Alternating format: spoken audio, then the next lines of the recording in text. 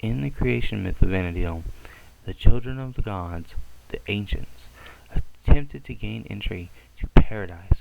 However, the gatekeeper of paradise rejected them and destroyed their entire civilization.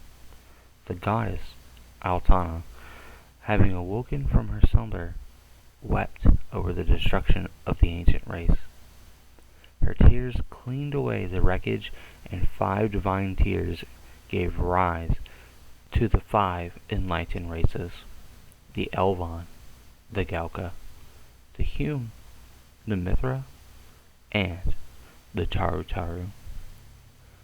The god of twilight, Promethea, however, was disgusted by Altana's weakness, and so cursed the 5 races by bringing out their darkest emotions: the Elvon's arrogance, the Hume's apathy, the envy of the Mithra, the cowardice of the Taru, and the Galka's rage, and cursed them to constant internal conflict.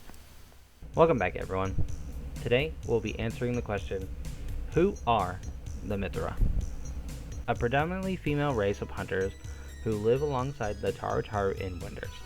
The Mithra are easily identified by their characteristic ears, which give them spectacular hearing ability, and their long tails, which give them an unparalleled sense of balance. Players can only choose to play as a female Mithra, as the Mithra men are fairly rare and are seen as something of a commodity. Only the females, who are more numerous, go out to adventure. Cunning and quick-witted, the Mithra have been Amazonian warriors and hunters since the Age of Beasts, and their culture reflects this. The Mithra from tribal communities, with each tribe overseen by a chieftainess. These tribes answer to a single tribal chieftainess who acts as the society's ruler, governing the entire Mithra community. Currently, there are only 2 tribal chieftainess, one in Ga Nobo and one in Winders.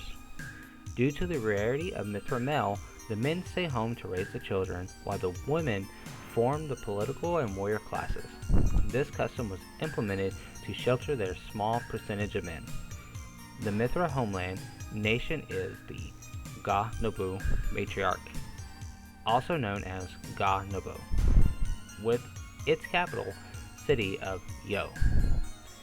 It is located in the continent of Ols-Hira.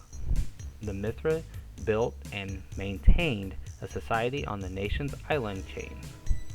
The Mithra know the nation as the motherland, and its peaceful nation ruled by a wise and beautiful queen during the times before the Crystal War.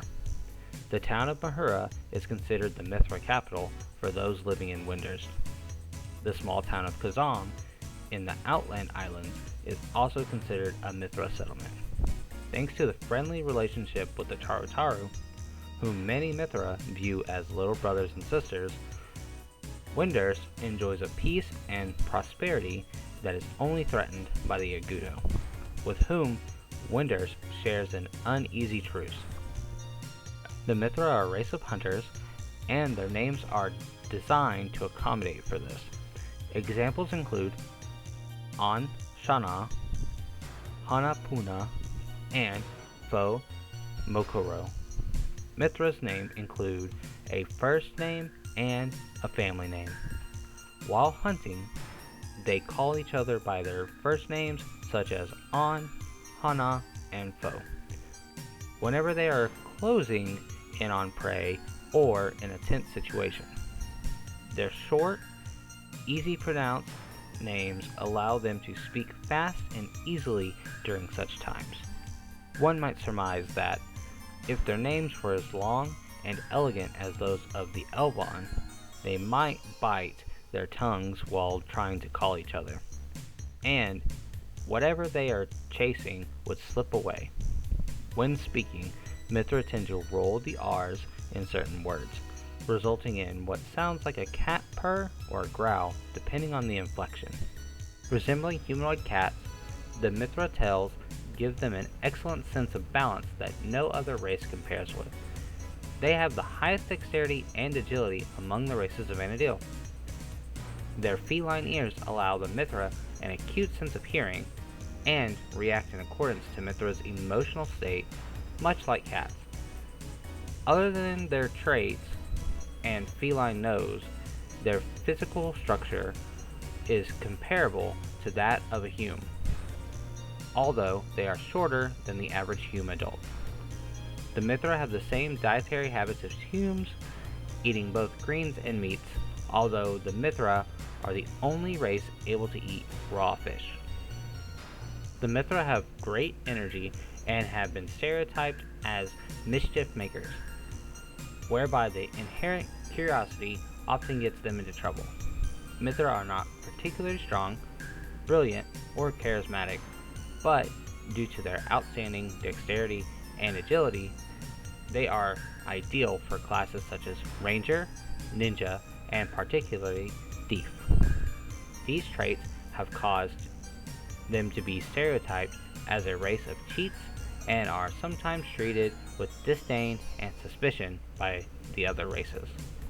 Due to their tribal hunter culture, their lack of social grace also penalizes their charisma.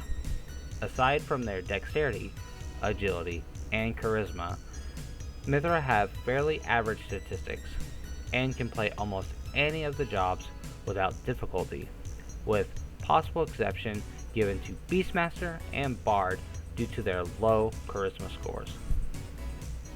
Due to their free-willed nature, the Mithra prefer the life of a mercenary to the disciplined lifestyle of regimented forces. Most of their military organizations are mercenary forces. The homeland Mithra also have a navy. The following is a list of their forces: Mithra Navy, Civil Guards, Mithra Mercenaries, and the Sin Hunters. Contrary to the myth, the Mithra evolved from the magic blast thought to have wiped out the Zillart race. During the Age of Beasts, the Mithra kept their island homes to the south, fending off beastmen attacks only when encountered. They never sought to expand their territory. During the Age of Magic, a group of Mithra, discontent with their life of solitude and hearing tales of strange magical beings from the elder Mithra scout, ventured out across the ocean to see these beings for themselves. The chieftainess, angered by the disregard for the tradition, condemned these actions, and those Mithra who left in search of this knowledge were not permitted to return.